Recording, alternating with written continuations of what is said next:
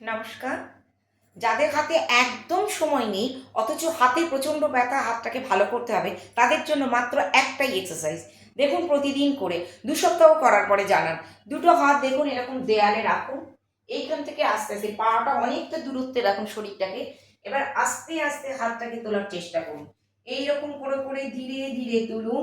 তুলে পেটটা দেওয়ালে ঠেকাবার চেষ্টা করুন।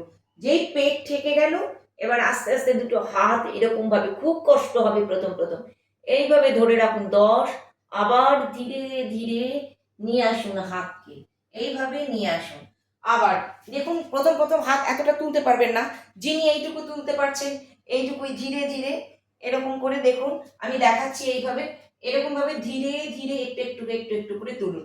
এইভাবে তুলুন, তুলে এইভাবে নিয়ে যান। এইভাবে পেটটাকে ঠেকান, এরকম ভাবে ঠেকান। যদি আপনাদের ব্যালেন্সের অভাব হয় তাহলে দুটো পা এতটা গ্যাপ করে নিন। আমি পায়ের ডিস্টেন্সটাও দেখিয়ে দিচ্ছি, দেখুন কতটা পাটা এরকম গ্যাপ করুন। এতটা গ্যাপ করে পেটটা প্রথমে পেট ঠেকান, তারপরে হাতটা এরকম করে পুরো আপনার বগলের পুরো 4-5টা জায়গাটা এরকম ভাবে ঠেকান। ঠেকিয়ে আস্তে আস্তে আবার উঠুন। খুব লাগবে, খুব লাগবে, কিন্তু যদি 10 দিন ক্রমাগত প্র্যাকটিস করেন 10 বার করে, তাহলে কিন্তু আপনার এই হাতের ব্যথা কমবেই কমবে। আপনার হাতে সময় নেই অথচ আপনাকে ব্যথা কমাতেই হবে, সেক্ষেত্রে এটা চেষ্টা করতে পারেন। করেই একবার দেখুন কেমন লাগে।